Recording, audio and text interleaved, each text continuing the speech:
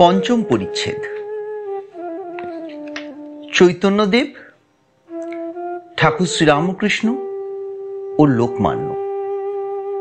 অধর। চৈতন্য ভোগ করেছিলেন। শ্রীরামকৃষ্ণ চমৎকৃত হইয়া, কি ভোগ করেছিলেন? অধর। অত পণ্ডিত, কত মান। শ্রীরামকৃষ্ণ অন্যের পক্ষে মান, তার পক্ষে কিছু নয়। তুমি আমায় মানো আর নিরঞ্জন মানে আমার পক্ষে এক। সত্য করে বলছি, একজন টাকাওয়ালা লোক হাতে থাকবে এ মনে হয় না। মনমোহন বললে, সুরেন্দ্র বলেছে রাখাল এর কাছে থাকি, নালিশ চলে। আমি বললাম, কে রে সুরেন্দ্র? তার শতরঞ্চ আর বালিশ এখানে আছে, আর সে টাকা দেয়। অধর। 10 টাকা করে মাসে বুঝি দেন? শ্রীরামকৃষ্ণ 10 টাকায় 2 মাস হয়। ভক্তেরা এখানে থাকে, সে ভক্ত সেবার জন্য দেয়। সে তার পুণ্য, আমার কি? আমি যে রাখাল, নরেন্দ্র এদের ভালোবাসি, সে কি কোনো নিজের লোভের জন্য? মাস্টার, মার ভালোবাসার মতো। শ্রীরামকৃষ্ণ, মা তবু চাকরি করে খাওয়াবে বলে অনেকটা করে। আমি এদের যে ভালোবাসি, সাক্ষাৎ নারায়ণ দেখি, কথায় নয়। ঠিক ঠিক ত্যাগীর ভার ঈশ্বর লন, অনন্যয়া চিন্তয়ন্ত। শ্রীরামকৃষ্ণ অধরের প্রতি, শোনো, আলো জ্বাললে বাদুল পোকার অভাব হয় না। তাকে লাভ করলে তিনি সব জোগাড় করে দেন, কোনো অভাব রাখেন না। তিনি হৃদয় মধ্যে এলে সেবা করবার লোক অনেক এসে জোটে। একটি ছোকরা সন্ন্যাসী গৃহস্থ বাড়ি ভিক্ষা করতে গিয়েছিল। সে আজন্ম সন্ন্যাসী, সংসারের বিষয় কিছু জানে না। গৃহস্থের একটি যুবতী মেয়ে এসে ভিক্ষা দিলে সন্ন্যাসী বললে, মা, এর বুকে কি ফোঁড়া হয়েছে? মেয়েটির মা বললে, না বাবা, ওর পেটে ছেলে হবে বলে ঈশ্বর স্তন করে দিয়েছেন। ওই স্তনের দুধ ছেলে খাবে। সন্ন্যাসী তখন বললে, তবে আর ভাবনা কি? আমি আর কেন ভিক্ষা করব? যিনি আমায় সৃষ্টি করেছেন তিনি আমায় খেতে দেবেন। শোনো, যে উপপতির জন্য সব ত্যাগ করে এলো, সে বলবে না, শালা, তোর বুকে বসবো আর খাবো। তোতাপুরীর গল্প। রাজার সাধু সেবা। কাশীর দুর্গাবাড়ির নিকট নানকপন্থীর মঠে ঠাকুরের মহন্ত দর্শন। 1868 খ্রিস্টাব্দ। ন্যাংটা বললে, কোনো রাজা সোনার থালা, সোনার গেলাস দিয়ে সাধুদের খাওয়ালি। কাশীতে মঠে দেখলাম। মহন্তর কত মান! বড় বড় খোট্টারা হাত জোর করে দাঁড়িয়ে আছে আর বলছে, কি আজ্ঞা? ঠিক ঠিক সাধু, ঠিক ঠিক ত্যাগী, সোনার থালাও চায় না, মানও চায় না, তবে ঈশ্বর তাদের কোনো অভাব রাখেন না। তাকে পেতে গেলে যা যা দরকার সব জোগাড় করে দেন। সকলে নিঃশব্দ। আপনি হাকিম, কি বলবো? যা ভালো বোঝো তাই করো। আমি মূর্খ। অধর সহাস্যে ভক্তদিগকে, উনি আমাকে এক্সামিন করছেন।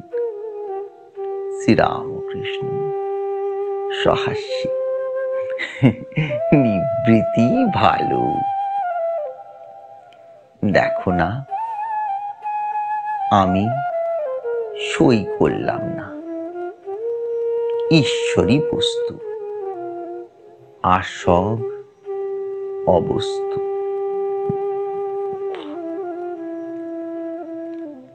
হাজরা আসিয়া ভক্তদের কাছে মেঝেতে বসিলেন।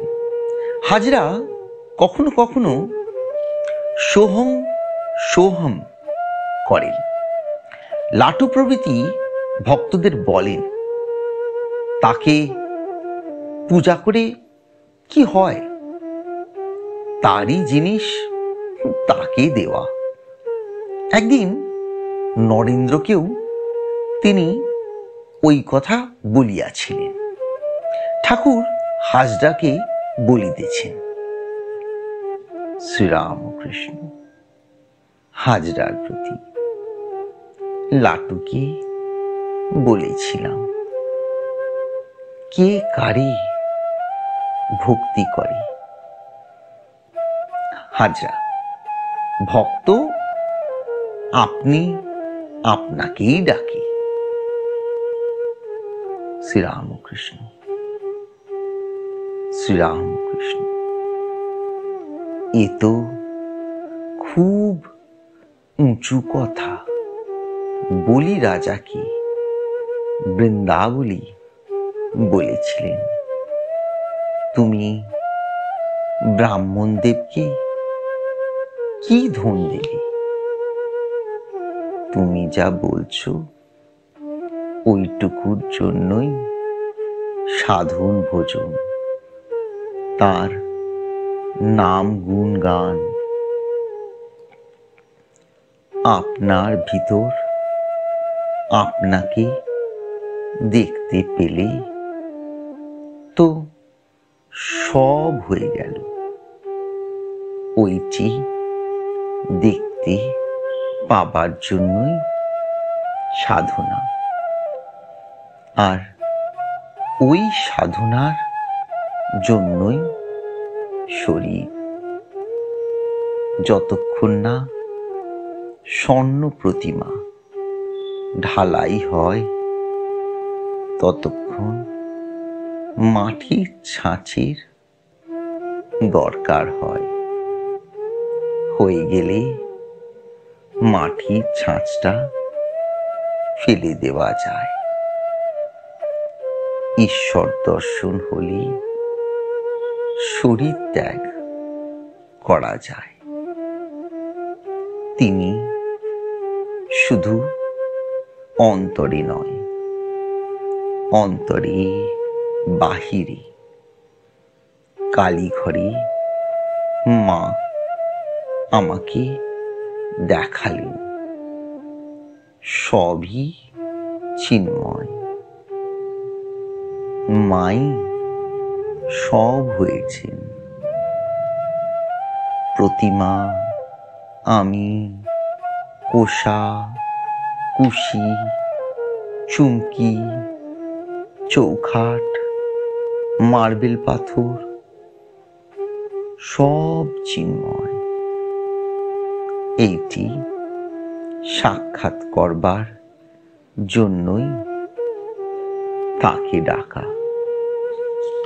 সাধন ভজন আর নাম গুণ কীর্তন, এইটির জন্যই তাকে ভক্তি করা। ওরা লাটু প্রভৃতি এমনি আছে, এখনো অত উচ্চ অবস্থা হয় নাই। ওরা ভক্তি নিয়ে আছে। আর ওদের সোহম ইত্যাদি কিছু বলো না। পাখি যেমন শাবকদের পক্ষাচ্ছাদন করিয়া রক্ষা করে, দয়াময় গুরুদেব ঠাকুর শ্রীরামকৃষ্ণ সেই রূপে ভক্তদের রক্ষা করিতেছেন। অধর ও নিরঞ্জন জলযোগ করিতে বারান্দায় গেলেন। জল খাইয়া ঘরে ফিরিলেন। মাস্টার ঠাকুরের কাছে মেঝেতে বসে আছেন। 4টে পাশ ব্রাহ্ম ছোকরার কথা, এর সঙ্গে আবার তর্ক বিচার। অধর সহাস্যে, আমাদের এত কথা হলো, ইনি মাস্টার একটিও কথা কন নাই। শ্রীরামকৃষ্ণ কেশবের দলের একটি 4টে পাশ করা ছোকরা, বর্দা, সবাই আমার সঙ্গে তর্ক করছে দেখে কেবল হাসি আর বলে, এর সঙ্গে আবার তর্ক কেশব সেনের ওখানে। আর একবার তাকে দেখলাম, কিন্তু তেমন চেহারা নাই। রাম চক্রবর্তী বিষ্ণুঘরের পূজারী ঠাকুরের ঘরে আসিলেন। ঠাকুর বলিতেছেন, দেখো রাম, তুমি কি দয়ালকে বলেছ মিশ্রির কথা? না না, ও আর বলে কাজ নাই, অনেক কথা হয়ে গেছে। ঠাকুরের রাত্রের আহার, সকলের জিনিস খেতে পারি না। রাত্রে ঠাকুরের আহার একখানি দুখানি মা কালীর প্রসাদী লুচি ও একটু সুজির পায়েস। ঠাকুর মেঝেতে আসনে সেবা করিতে বসে আছেন, কাছে মাস্টার বসে আছেন, লাটুও ঘরে আছেন। ভক্তেরা সন্দেশাদি মিষ্টান্ন আনিয়াছিলেন। সন্দেশ একটি স্পর্শ করিয়া ঠাকুর লাটুকে বলিতেছেন, এ কোন শালার সন্দেশ? বলিয়াই সুজির পায়েসের বাটি হইতে নিচে ফেলিয়া দিলেন। মাস্টার ও লাটুর প্রতি, ও আমি সব জানি, ওই আনন্দ চাটুর্যদের ছোকরা এনেছে, সে ঘোষপাড়ার মাগির কাছে যায়। লাটু, এ গজা দিব? শ্রীরামকৃষ্ণ, কিশোরী এনেছে? লাটু, এ আপনার চলবে? শ্রীরামকৃষ্ণ সহাস্যে, হ্যাঁ। মাস্টার ইংরাজি পড়া লোক। ঠাকুর তাহাকে বলিতেছেন, সকলের জিনিস খেতে পারি না, তুমি এসব মানো? মাস্টার, আজ্ঞা, ক্রমে সব মানতে হবে। শ্রীরামকৃষ্ণ, হ্যাঁ। ঠাকুর পশ্চিম দিকের গোল বারান্দাটিতে হাত ধুইতে গেলেন। মাস্টার হাতে জল ঢালিয়া দিতেছেন। শরৎকাল, চন্দ্র উদয় হওয়াতে নির্মল আকাশ ও ভাগীরথী বক্ষ ঝকমক করিতেছে। ভাটা পড়িয়াছে। ভাগীরথী দক্ষিণ বাহিনী। মুখ ধুইতে ধুইতে মাস্টারকে বলিতেছেন, তবে নারায়ণকে টাকাটি দেবি? মাস্টার, যে আজ্ঞা, দেব বই কি।